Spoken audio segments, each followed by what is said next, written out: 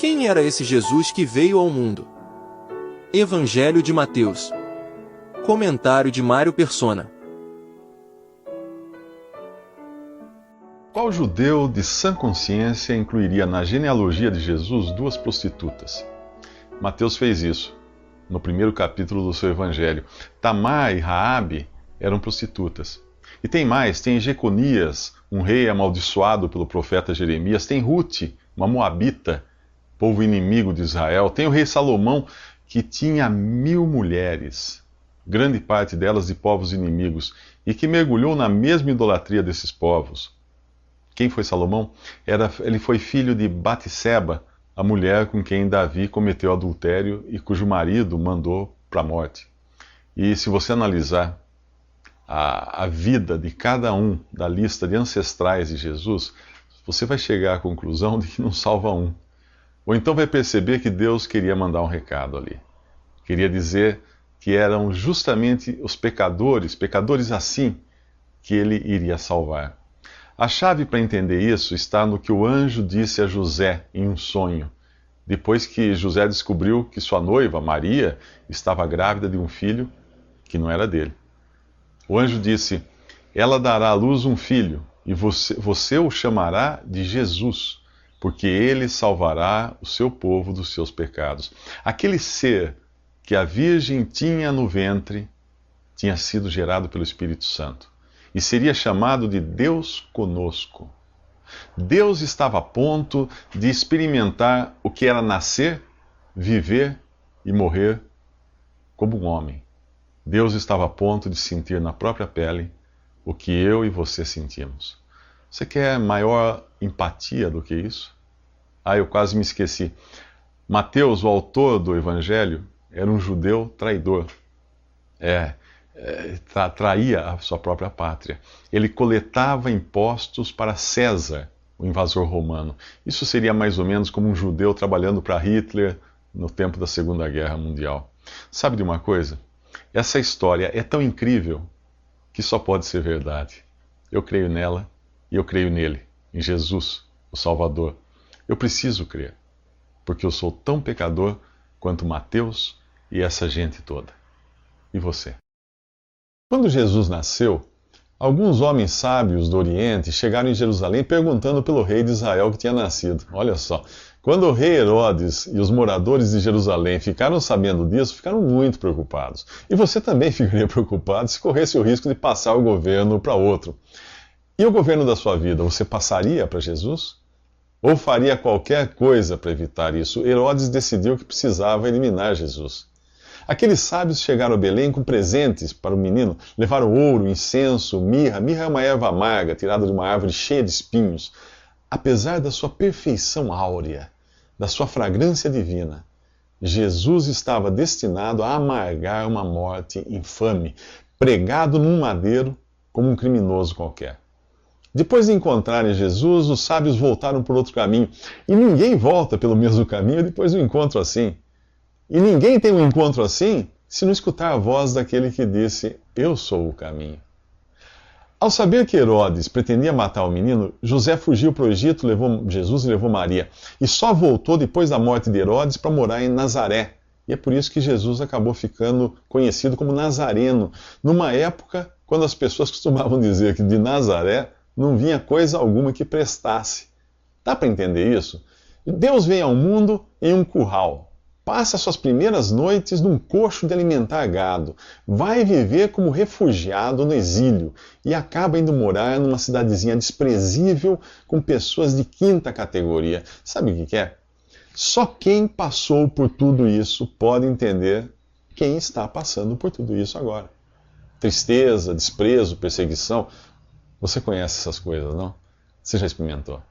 Pode ter certeza de que Jesus não veio aqui a passeio. Ele começou mal e terminou pior.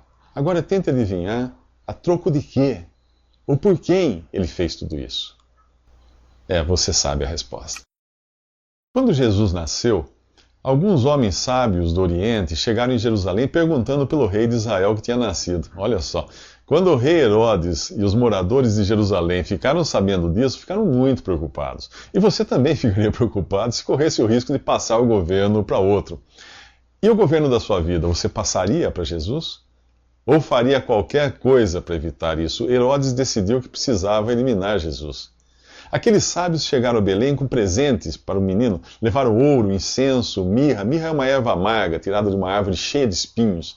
Apesar da sua perfeição áurea, da sua fragrância divina, Jesus estava destinado a amargar uma morte infame, pregado num madeiro como um criminoso qualquer. Depois de encontrarem Jesus, os sábios voltaram por outro caminho. E ninguém volta pelo mesmo caminho depois de um encontro assim. E ninguém tem um encontro assim se não escutar a voz daquele que disse: Eu sou o caminho. Ao saber que Herodes pretendia matar o menino, José fugiu para o Egito, levou Jesus e levou Maria. E só voltou depois da morte de Herodes para morar em Nazaré. E é por isso que Jesus acabou ficando conhecido como Nazareno, numa época quando as pessoas costumavam dizer que de Nazaré não vinha coisa alguma que prestasse. Dá para entender isso? Deus vem ao mundo em um curral. Passa suas primeiras noites num coxo de alimentar gado. Vai viver como refugiado no exílio e acaba indo morar numa cidadezinha desprezível com pessoas de quinta categoria. Sabe o que é? Só quem passou por tudo isso pode entender quem está passando por tudo isso agora. Tristeza, desprezo, perseguição. Você conhece essas coisas, não? Você já experimentou? Pode ter certeza de que Jesus não veio aqui a passeio. Ele começou mal e terminou pior. Agora tente adivinhar a troco de quê? Ou por quem ele fez tudo isso? Você sabe a resposta. Jesus caminhou quase 100 quilômetros da Galileia até o Jordão só para ser batizado por João Batista. Ele devia considerar o batismo como algo muito importante para fazer isso. Mas aí surgiu um problema. João estava dizendo às pessoas que se arrependessem de seus pecados e fossem batizadas. E agora, o que fazer com Jesus? Como poderia um João pecador batizar o Filho de Deus sem pecado? Ele ia se arrepender de quê? De nada. E ele, que não tinha pecado, que não tinha de que se arrepender, estava disposto a ir lado a lado com aquelas pessoas que tinham muito de que se arrepender. Você provavelmente nunca se esqueceu de alguma situação grave em sua vida quando alguém se dispôs a ir com você, a ficar ao seu lado.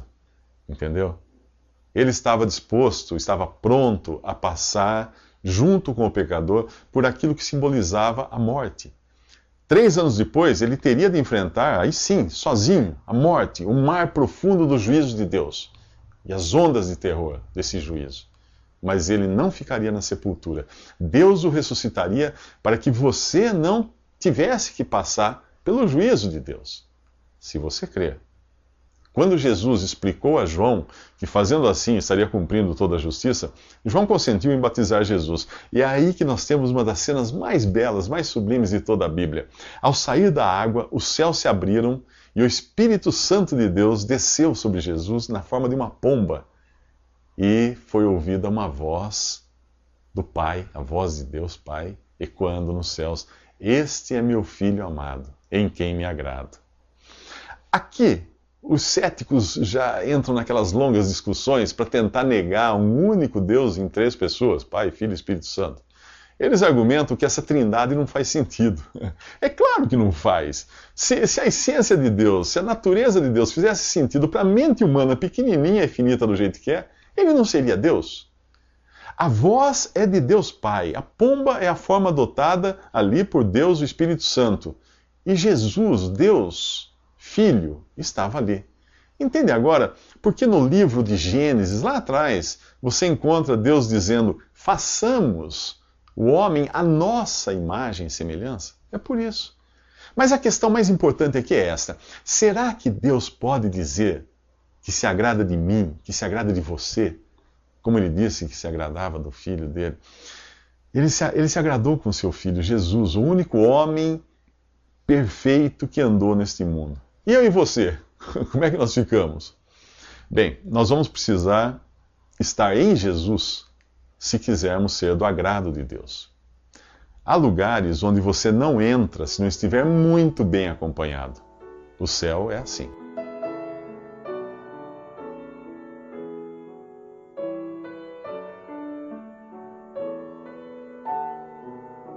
Visite respondi.com.br. Visite também 3minutos.net.